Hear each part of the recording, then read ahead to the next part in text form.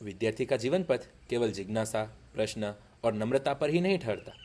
यह यात्रा तो आगे बढ़ती है, गहन अध्ययन और अभिव्यक्ति की ओर। ज्ञान प्राप्त करना तो आवश्यक है, लेकिन उससे भी महत्वपूर्ण है उसे गहराई से समझना और फिर उसे ही सही रूप में अभिव्यक्त करना।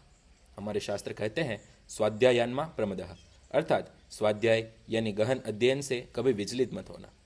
आज जब सूचनाएं हर जगह उपलब्ध है, वास्तविक चुनौती है, क्या हम सभी जानकारी से संतुष्ट रहेंगे या गहराई में जाकर जीवन को बदलने वाला ज्ञान अर्जित करेंगे। और यही नहीं, केवल पढ़ना ही काफ़ी नहीं है, उसे अभिव्यक्त भी करना आवश्यक है, विचार, लेखन और संवाद के माध्यम से। आलोक, तुम्हारी बात सुनकर मुझे लगता है कि गहन अध्ययन वास्तव में मेहनत और धैर्य का दूसरा नाम है। आजकल कई विद्यार्थी बस इंटरनेट से नोट्स लेकर परीक्षा पास कर लेते हैं, लेकिन यह तो बाहरी जानकारी हुई। हाँ, और जब उन्हें गहराई से सवाल पूछा जाता है तो जवाब नहीं दे पाते। मुझे याद है, एक बार कक्षा में शिक्षक ने मुझे पूछा, तुमने ये सूत्र क्यों लिखा? और सच कहूँ तो मुझे केवल याद था, कारण नहीं पता था। तब महसूस हुआ कि बिना गहन अध्ययन के ज्ञान अधूरा है। सही कहा। गहन अध्ययन से ही हमें आत्मविश्वास आता है और फिर अभिव्यक्ति में भी शक्ति आती है। नहीं तो हम एक दूसरे की बातें दोहराने वाले मात्र यंत्र बनकर रह जाएंगे। गहन अध्ययन का अर्थ है विषय को भीतर तक समझना। जैसे नदी का पानी सतह पर ठहरा हो तो उसमें गहराई नहीं होती, लेकिन जब हम डुबकी लगाते हैं तो मोती मिलते हैं। ज्ञान का मोती भी तभी मिलता है जब हम गहराई में उतरते हैं। यह मुझे पंडित नेहरू का कथन याद दिलाता है, पढ़ाई हमें केवल जानकारी नहीं देती, बल्कि सोचने की कला भी सिखाती है। और सोचने की कला तभी आती है जब हम केवल रटने तक सीमित न रहें। रामानुजन जैसे गणितज्ञों ने भी अपनी गहराई से अध्ययन करके ऐसे सूत्र दिए जो आज भी विज्ञान की नींव बने हुए हैं। महात्मा गांधी जी का जीवन भी उसका उदाहरण है।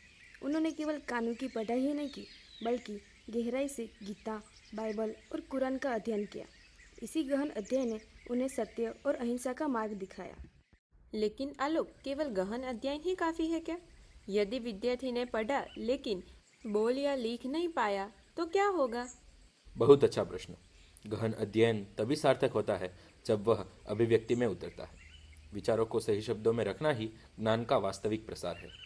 हाँ, और अभिव्यक्ति केवल भाषण या लेखन तक सीमित नहीं है। यह हमारे चेहरे, व्यवहार और कार्यों में भी दिखती है। कहा गया है, आचार्य प्रकटयति ज्ञानम, ज्ञान आचरण से प्रकट होता है। मुझे डॉक्टर एपीजे अब्दुल कलाम की एक शैली बहुत पसंद है। वे केवल वैज्ञानिक नहीं थे, बल्कि बेहतरीन संप्रेषक भी थे। वे जटिल विषय को भी उतने सरल शब्दों में कहते थे कि हर विद्यार्थी समझ लेता था। यही है गहन अध्ययन और अभिव्यक्ति का अद्भुत संगम। मुझे याद है, एक बार मुझे विज्ञान पर प्रस्तुति देनी थी। मैंने बहुत पढ़ा था, लेकिन बोलते समय घबरा गई और सब गड़बड़ा गया। तब समझ में आया कि केवल पढ़ना ही नहीं, बोलने का अभ्यास करना भी जरूरी है। मेरे साथ भी ऐसा हुआ। मैंने इतिहास का अध्याय रटा था। परीक्षा में प्रश्न थोड़ा अलग आया तो उत्तर ही नहीं लिख पाया। यानी गहन अध्ययन नहीं किया था, बस सतही तैयारी की थी। मुझे याद है, एक बार हमने डिबेट प्रतियोगिता की थी। तब समझ में आया कि अभिव्यक्ति केवल जानकारी पर नहीं, बल्कि आत्मविश्वास और अभ्यास पर निर्भर है। सही कहा। विद्यार्थी के लिए यह आवश्यक है कि वह गहन अध्ययन करे और फिर आत्मविश्वास से उसे व्यक्त करना सीखे, चाहे लिखित रूप में या मौखिक रूप में या व्यवहार में। भगवत गीता में कहा गया है, ज्ञान विज्ञान सहितम, अर्थात केवल ज्ञान नहीं बल्कि उसके साथ विवेकपूर्ण प्रयोग भी होना चाहिए। यह तभी संभव है जब हम गहन अध्ययन कर उसे अभिव्यक्ति में डालें। आज के समय में जब सोशल मीडिया हर जगह है, विद्यार्थियों को चाहिए कि वे केवल कॉपी पेस्ट न करें, बल्कि अपनी मौलिक सोच और गहनता से विचार प्रस्तुत करें। हाँ, और यही है विद्यार्थियों की पहचान, गहन अध्ययन से प्राप्त विचार और अभिव्यक्ति से प्रकट व्यक्तित्व। तो मित्रों, विद्यार्थी का जीवन पथ हमें यही सिखाता है कि सतही जानकारी क्षणिक है, लेकिन गहन अध्ययन स्थायी है। अभिव्यक्ति ही वह माध्यम है जिससे ज्ञान केवल पुस्तक तक सीमित नहीं रहता, बल्कि समाज तक पहुंचता है। विद्यार्थी अगर गहराई से पढ़े और निर्भीक होकर अभिव्यक्त करे तो उसका जीवन ही ज्ञान की ज्योति बन जाएगा। आओ हम सब यह संकल्प लें, गहन अध्ययन को आदत बनाएंगे और अभिव्यक्ति को कला बनाएंगे। यही है सच्चा विद्यार्थी का जीवन पथ।